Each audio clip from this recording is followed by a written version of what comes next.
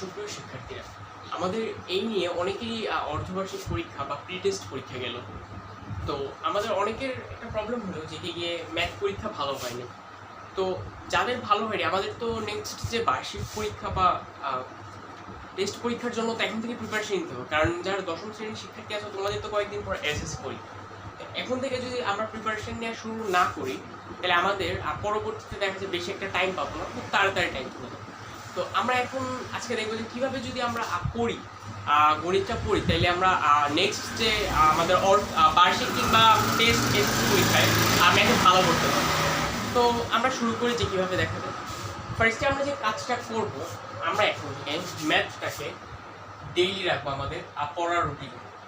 Daily minimum 2 ঘন্টা, minimum মনে করো 1.5 থেকে 2 ঘন্টা আমরা রাখবো। 2 থেকে 1.5 ঘন্টা, যাই হোক এতটুকু টাইম আমরা মিনিমাম আমাদের ডেইলি ম্যাথ করার জন্য বরাদ্দ রাখবো। গেল, আমরা একটা চ্যাপ্টার করবো একদিন, কিন্তু ফুলি কনসেন্ট্রেট দিয়ে। মনে করো আজকে একটা চ্যাপ্টার করলাম বীজগণিত, চ্যাপ্টারটা আজকে করলাম, ঠিক আছে। তোমরা কি করবা, এই চ্যাপ্টারটা মনে করো আজকে করলা, তাহলে আগামী 1 সপ্তাহ পর যেদিন ফ্রি থাকবা, উইকে একদিন এই চ্যাপ্টারটাকে রিভিশন দিবা। বা উইকে মনে করো একটা দিন থাকবে যেদিন তোমরা ম্যাথের সম্পূর্ণ যে বইয়ের যে চ্যাপ্টারগুলো তোমাদের পড়া হয়েছে ওইগুলো রিভিশন দিবে, এটার জন্য যে আমি যে চ্যাপ্টারটা করছিলাম আমার কি এখনো মনে আছে কিনা, আমি ম্যাথগুলো পারতেছি কিনা। যদি পারলাম তাহলে ওকে ফাইন, ঠিক আছে। আর যদি না পারি তাহলে আমরা আবার ওইটাকে বলতে গেলে যে গিয়ে দেখবো যে কীভাবে পড়ে। হয়তো বা আমাদের যে টিচার আছে, টিউটর আছে, কোচিং আছে, বা আমাকে তোমরা জানাতে পারো, আমি সেটা সলভ করে দিই। তারপরে যেটা তোমার ভুল দেখা গেল, ওইটাকে আবার বলতে পারো যে কি প্র্যাকটিস করবো আমরা ওই টাইপের ম্যাথটা, যেন আমাদের নেক্সট টাইম এই ধরনের ভুলগুলা না হয়। আস্তে আস্তে তো আমাদের সলভ করতে হবে। গেল, তারপরে হচ্ছে যে কি গিয়ে তোমার অনেকে একটা কী করে যে কি গিয়ে মনে করো দেখলো যে কি বই এই ম্যাথটা কঠিন, তো তারা কী করে ম্যাথটা স্কিপ করে ফেলে। তো ম্যাথ স্কিপ এইটা একদম করা যাবে না, এইটা একদমই করা যাবে না। আমরা কি করবো, যে মনে করো যে কি একটা ম্যাথ দেখা গেল কঠিন, আমরা এটা স্কিপ করবো, আমরা এটাকে আরো বেশি প্র্যাকটিস করবো, যেন আমাদের বই এমন কোনো ম্যাথ থাকা যাবে না যেটা আমাকে দিলে আমি পারবো না। আমাদের এমন সিচুয়েশন ক্রিয়েট করতে হবে। তো যদি দেখা গেল যে কোনো ম্যাথ আছে যেটা বেশি হার্ড, ওইটা আমরা স্কিপ করবো না। তো এটা একটা করে। আবার আরেকটা অনেকে কি করে যে কি আমি অর্ধবার্ষিক পরীক্ষায় এই চ্যাপ্টার থেকে আনসার করবো আর ওই চ্যাপ্টার থেকে আনসার করবো না, কারণ কি ওই চ্যাপ্টার কঠিন, এটাও করবো না। কারণ এটা যদি করে তুমি এখন পার পেয়ে যেতে পারো, কিন্তু যখন তুমি নেক্সট ক্লাসে উঠবা তখন দেখা যায় এটা তোমার জন্য মারাত্মক একটা প্রবলেম ক্রিয়েট করবে। তো ওই কাজটা কখনো করবো না, যেটা কঠিন ওইটা আরো বেশি প্র্যাকটিস করতে হবে আমাদের, কারণ ওইটা আওতায় আনতে হবে আমাদের। যদি তুমি এখন আওতায় না আনলে এটা তোমার পরবর্তীতে প্রবলেম ক্রিয়েট করবে, এখন হয়তো তুমি পার পেয়ে যাও। তো যেটা আমাদের কাছে মনে হবে প্রবলেমেটিক,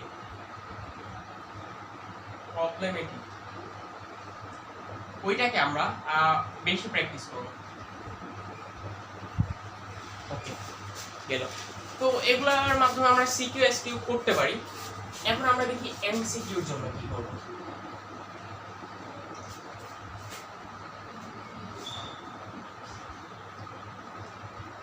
ফার্স্ট অফ অল কি করবো, ম্যাথ এমন একটা সাবজেক্ট যেটাকে আমরা কখনো বলতে গেলে আন্দাজ করে এমসিকিউ পরীক্ষা দাগাবো না। কারণ আন্দাজ করে দাগাইলে তোমার, বা বলতে গেলে যে এমনি গেস করে দাগাই ফেললে তোমার মার্ক খুব কমে যাওয়ার চান্স থাকে। অনেকের বেড়ে যায়, সেটা লাক যদি ফেভার করে, কিন্তু সবসময় লাক ফেভার করে না। ওকে, ফার্স্ট অফ অল এমসিকিউতে সবথেকে বড় যে সমস্যাটা সেটা হচ্ছে টাইম ম্যানেজমেন্ট।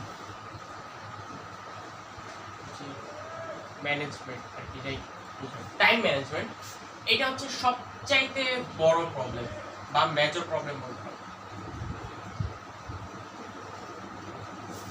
অনেকের প্রবলেম কি টাইম ম্যানেজমেন্ট হয় না, যে 10টা বা 15টা লাগাইছে দেখছে 30 মিনিট শেষ হয়ে গেছে। তো আমরা কি করবো, টাইম ম্যানেজমেন্টটা করবো। তোমরা কি করবা, যে দেখবা যে কি যে গাইড ইউজ করো, গাইডের শেষে একটা মডেল টেস্ট থাকে। তো ওই মডেল টেস্টে তোমরা কি করবা, স্টপ ওয়াচ বা টাইমারের মাধ্যমে তোমরা দেখবা ওইটা সলভ করতে কতক্ষণ লাগে। আর চেষ্টা করবা যত দ্রুত সম্ভব সলভ করা অ্যাকিউরেটলি, ওইটা করতে পারো। এটা আমি আমার বাস্তব জীবনের উপর একটা এক্সপিরিয়েন্সের উপর বেস করে বলতেছি। আমি যখন ফ্রি টেস্টে এক্সাম দিয়েছিলাম, তো আমার 12 থেকে 15টা দাগাইতেই 30 মিনিট চলে গেছে। আর মার্কারটা একটু চেঞ্জ করি আমরা। 12 থেকে 15টা দাগাইতে আমার 30 মিনিট চলে গেছে। আমার আরো প্রায় 18 থেকে 15টা বাকি, তাহলে বাকিগুলো কবে দাগাবো? তো তখন আমার এমসিকিউতে মাত্র 12টা উঠছে, আর বাকিগুলো তোমার জাস্ট গেস করে দাগাই দিতেছে, কারণ টাইম নেই। তো তখন থেকে আমি কি করলাম, এমসিকিউ প্র্যাকটিস শুরু করলাম। যে গাইডের যে সেসব মডেল টেস্ট আছে না, ওগুলো আমি প্র্যাকটিস করতে শুরু করলাম। তারপর আমি বিভিন্ন অ্যাপের মাধ্যমে এক্সাম দিতাম, লাইক বৃত্ত ছিল, তারপরে আরও কয়েকটা অ্যাপ ছিল, বৃত্ত ছিল, তারপরে আরেকটা ছিল চর্চা, আরও বিভিন্ন অ্যাপে এক্সাম দিতাম বেশি বেশি করে এসএসসি পরীক্ষার আগে। এটা রিসেন্ট কয়েক মাস আগে। তো পরীক্ষা দিতে দিতে তারপরে বাসায় প্র্যাকটিস করতে করতে আমি সেই ইয়েটাকে তোমার এই 12 থেকে 15টা দাগাইতে যে 30 মিনিট লাগতো, এই টাইমটাকে আমি 15 থেকে 17 মিনিটে আমি কনভার্ট করতে শুরু করি। আর যখন স্কুলে মডেল টেস্ট এক্সাম হয়, আমি 15 থেকে 17 মিনিটের ভিতরে সম্পূর্ণ 30টা এমসিকিউ শেষ। সেম ঘটনা ঘটছে তোমার বলতে গেলে টেস্ট পরীক্ষায়, মডেল টেস্ট পরীক্ষায়, আর এসএসসি পরীক্ষায় এমনই সর্বোচ্চ 20 মিনিটের মতো আমার কাছে টাইম লাগছে। তো ওই এক্সপিরিয়েন্সের উপর বেস করে বলতে পারি তোমরা কি করবা, যে গিয়ে বেশি বেশি মডেল টেস্টগুলো প্র্যাকটিস করবা, টাইমার লাগিয়ে স্টপওয়াচ দিয়ে, যে কত তাড়াতাড়ি আমি করতে পারি। এটা করলে দেখা যায় যে কি তোমার ওই যে আস্তে আস্তে টাইম ম্যানেজমেন্টটা ঠিক হবে। আর আরেকটা কাজ করবা, যে কি গিয়ে বলতে গেলে যে কি গিয়ে তোমরা অনেকে আরেকটা কাজ ফাইনালি করবা, যে আনসারটা ঠিকই করবা। তো এইভাবে যদি আমরা ইয়ে করি, টাইম ম্যানেজমেন্টটা ঠিক হবে। তারপর যে এমসিকিউগুলো ভুল হবে ওইগুলো কখনো তোমরা স্কিপ করবা না, কারণ একটা জিনিস দেখবা যেগুলো ভুল হয়েছে ওইগুলো বারবার রিপিট হয়। তো যেগুলো ভুল হবে ওইগুলোকে আবার সলভ করবা, দেখবা যে কি নেক্সট টাইম তোমার আস্তে আস্তে গ্রো করছে। শুরুতে তোমার দেখা যায় মার্ক কম উঠতে পারে, আস্তে আস্তে গ্রো করবে। তো এইভাবেই তোমরা যদি ম্যাথ করতে থাকো, আশা করি তোমরা খুব তাড়াতাড়ি যে গিয়ে টেস্টে বা বলতে গেলে বার্ষিক পরীক্ষায় ভালো করবে। আর যদি ম্যাথে তোমাদের এইভাবে কোনো প্রবলেম হয়, তাহলে তো আমি আছি। তো সকলকে ধন্যবাদ জানিয়ে আজকে এখানে